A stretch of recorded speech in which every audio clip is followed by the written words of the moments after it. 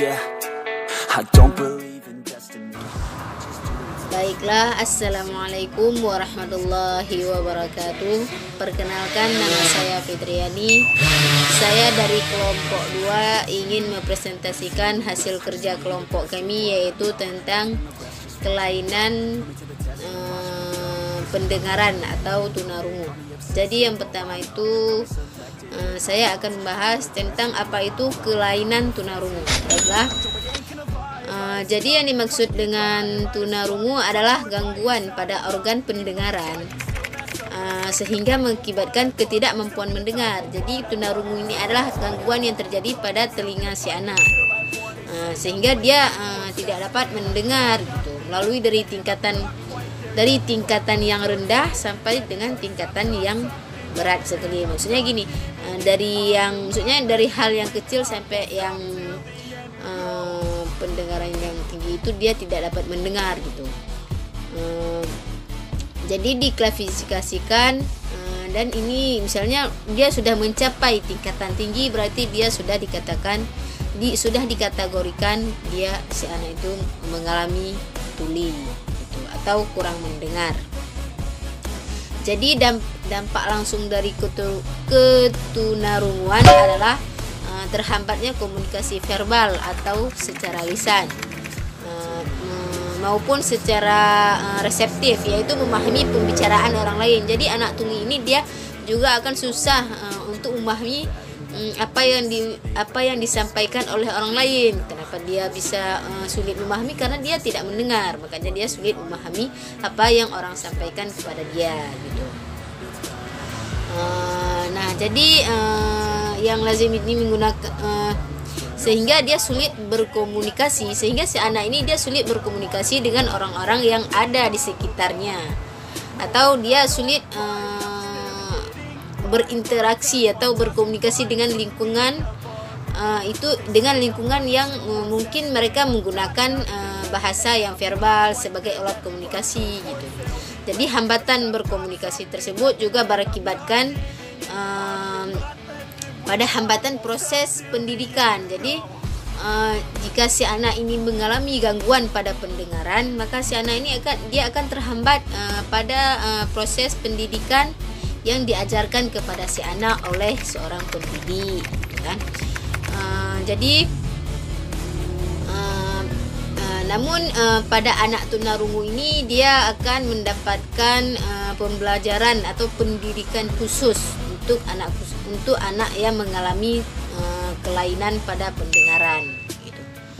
Jadi si anak ini dia dapat memiliki potensi untuk dia belajar berbicara atau berbahasa. Jadi selanjutnya itu ada pengembangan bahasa anak tunarungu. Jadi dalam pengembangan bahasa anak tunarungu itu kita perlu memahami pemerilahan bahasa yang terjadi pada anak mendengar yang juga terjadi pada anak tunarungu. Proses ini juga merupakan dasar perkembangan batini atau sering disebut atau juga bisa disebut dengan inner language, yaitu selain itu mulai memahami perkembangan. Selain itu dia juga memahami hubungan antara lambang bahasa dengan benda atau kejadian yang dialaminya, sehingga terbentuklah bahasa reseptif anak gitu. Dengan kata lain, untuk memahami bicara lingkungannya atau bahasa reseptif auditori. Baiklah, pada umumnya anak tunarungu ini dia juga memiliki sekolah tanpa atau kurang, juga memiliki sekolah kurang gitu kan. Memiliki kemampuan berbahasa verbal. Dia berbeda juga dengan anak yang mendengar, dia berbeda dengan anak yang memasuki sekolah setelah dia bisa atau menguasai mampu berbahasa verbal. Dia masuk sekolahnya setelah dia sudah memahami apa yang disampaikan sama orang lain gitu. Oleh karena itu pada anak pendidikan tunarungu ini proses pembelajaran itu diberikan di sekolah melalui layanan khusus. Dia akan diberikan pembelajaran khusus kepada anak tunarungu. Misalnya dia kan misalnya anak yang normal itu mungkin agak berbeda cara mengajarnya, anak yang mengalami gangguan pada pendengaran sama anak yang mengalami kelainan pada pendengaran, itu dia akan berbeda cara pengajarannya dengan anak normal. Maka dikatakan si anak tunarungu ini dia mendapatkan pelayanan khusus. Supaya apa fungsi kenapa si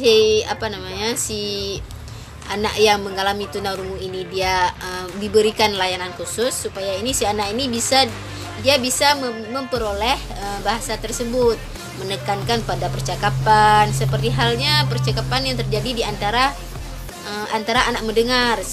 Dia mendengar misalnya ibunya berkata, misalnya dia mendengar ibunya berbicara, maka dia akan di situ apabila dia melihat ibunya berbicara, maka dia akan memperoleh bahasa dengan cara dia memperhatikan sensori yang dapat diberikan stimulasi.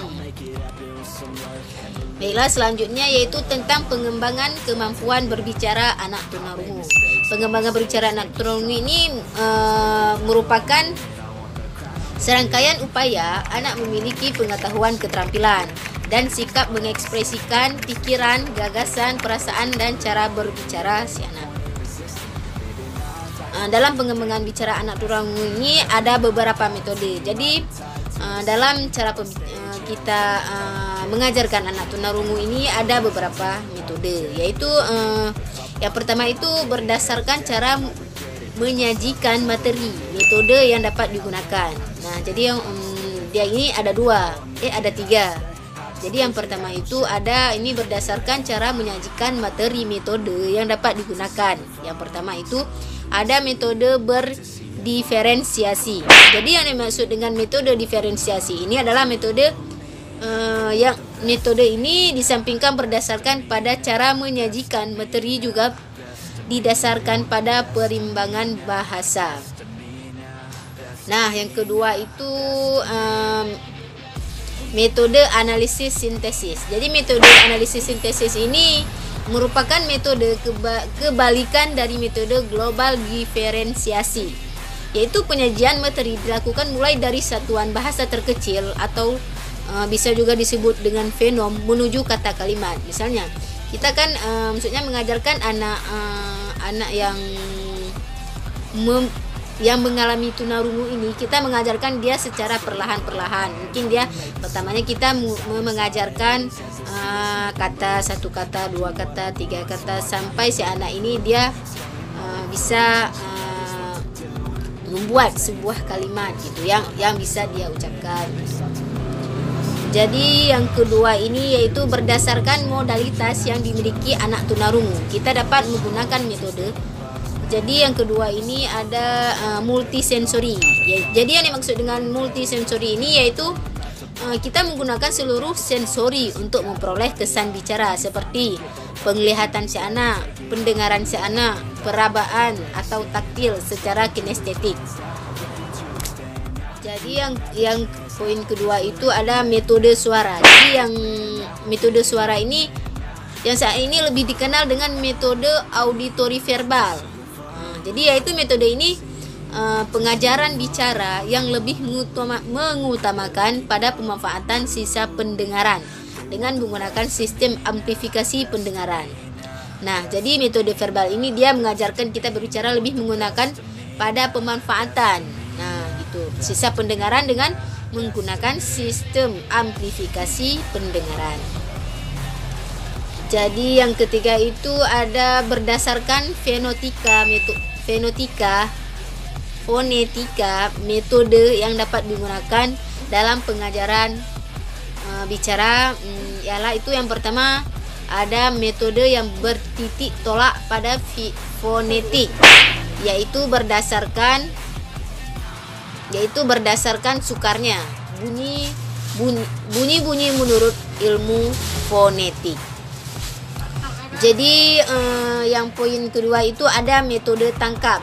Jadi metode tangkap dan peran ganda. Jadi ini maksud dengan metode tangkap dan peran ganda, yaitu metode ini menuntut kepekaan seorang guru, menuntut guru itu untuk peka gitu kan, untuk menangkap fenom yang diucapkan oleh si anak secara spontan yang berupa titik tolak untuk dikembangkan ke dalam kata kelompok atau sebuah kata kalimat.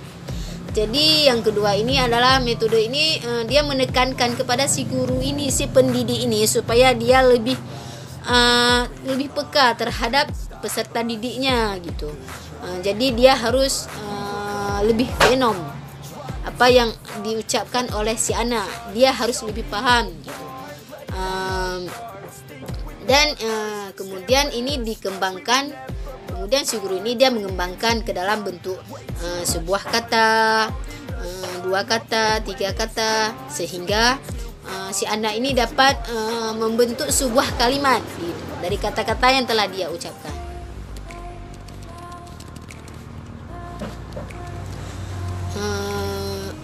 Baiklah, cukup sekian yang dapat saya sampaikan, lebih dan kurang saya mohon maaf. Selanjutnya akan dilanjutkan oleh pemateri kedua.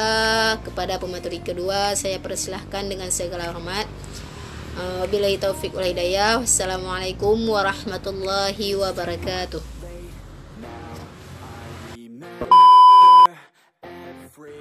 Assalamualaikum warahmatullahi wabarakatuh. Saya Siti Nur Khalisah.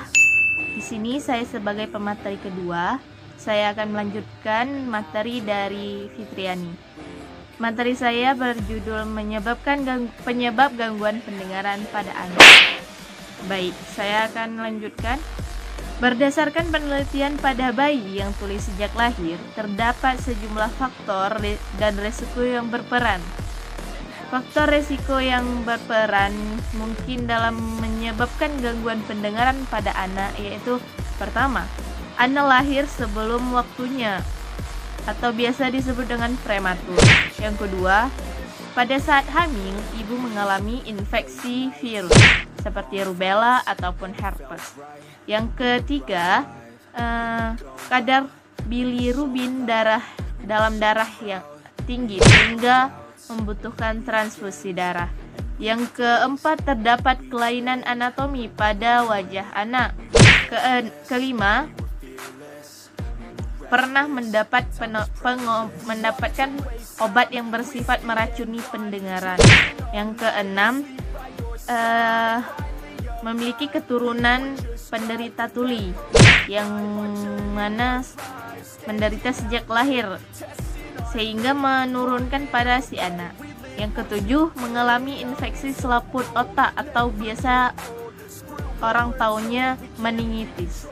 Baik, selanjutnya yaitu jenis gangguan dari pendengaran. Jenis gangguan pendengaran ada 3 jenis, yaitu pertama, gangguan pendengaran konduktif. Gangguan pendengaran konduktif mengakibatkan masalah pada telinga bagian luar ataupun tengah, sehingga suara tidak dapat diteruskan sepenuhnya ke telinga bagian dalam.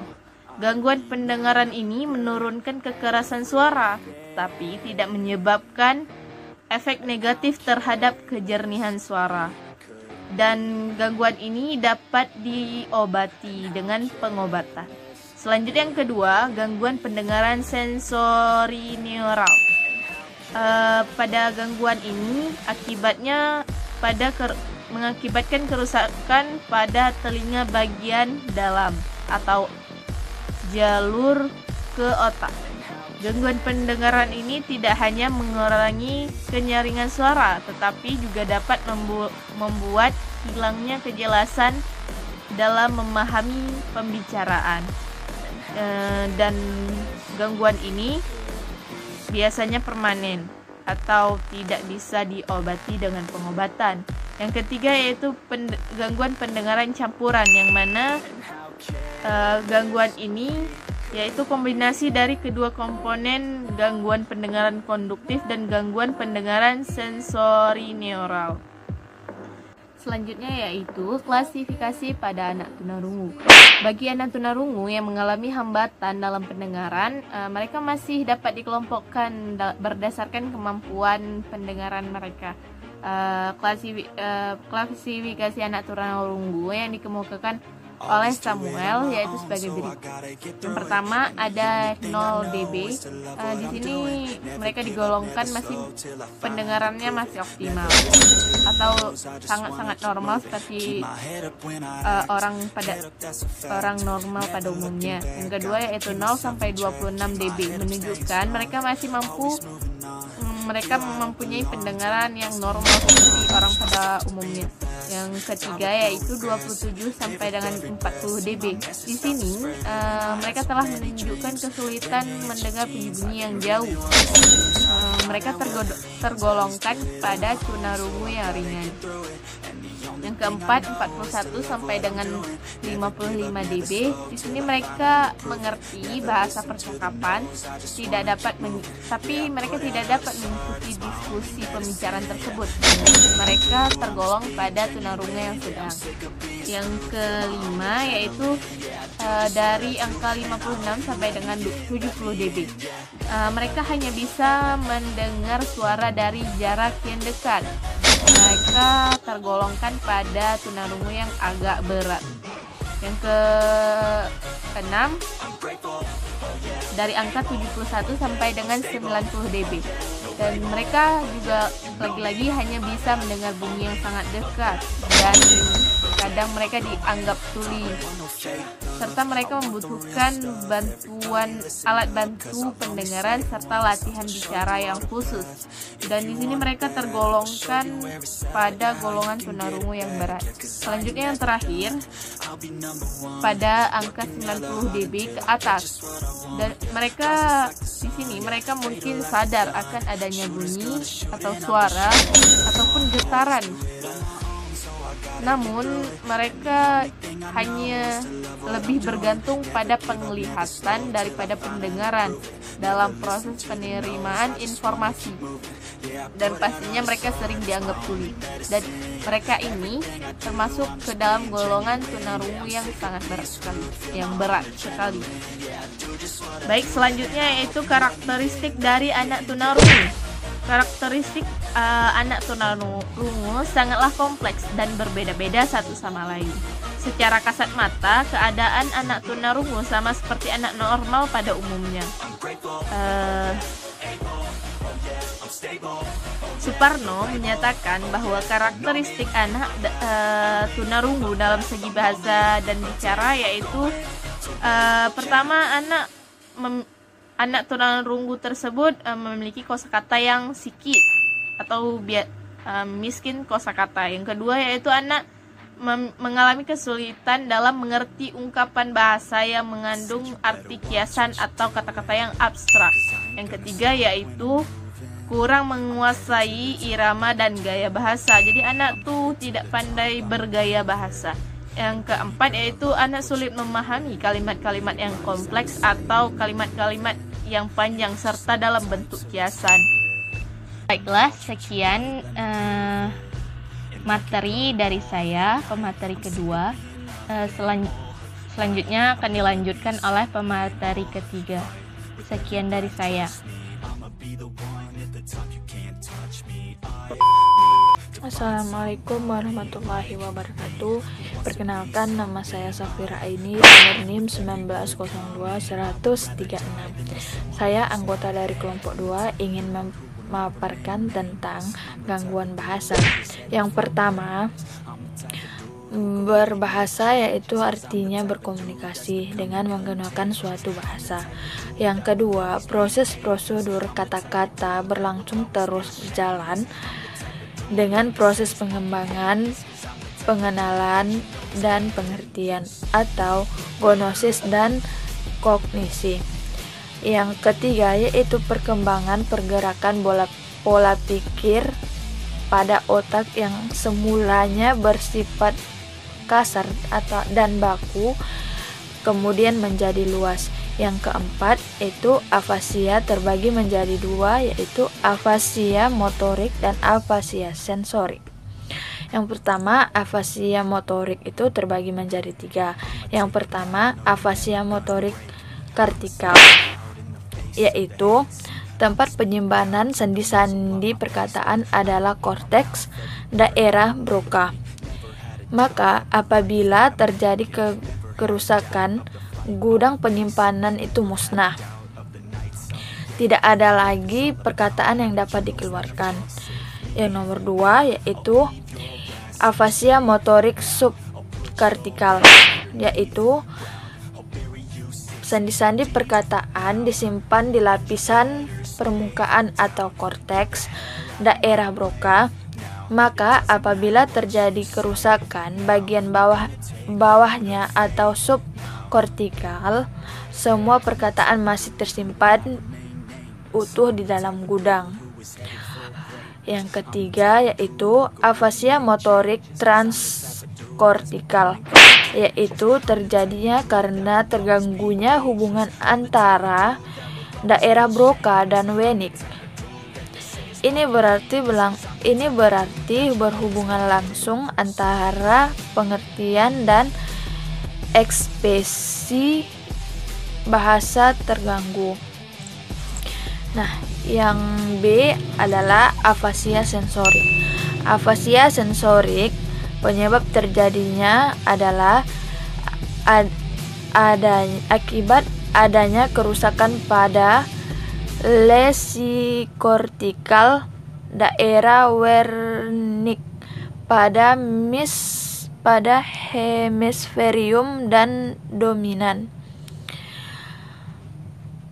Daerah itu terletak di kawasan asosiatif antara daerah visual, daerah sensorik, daerah motorik, dan pendengaran. Sekian dari pemaparan saya. Assalamualaikum warahmatullahi wabarakatuh.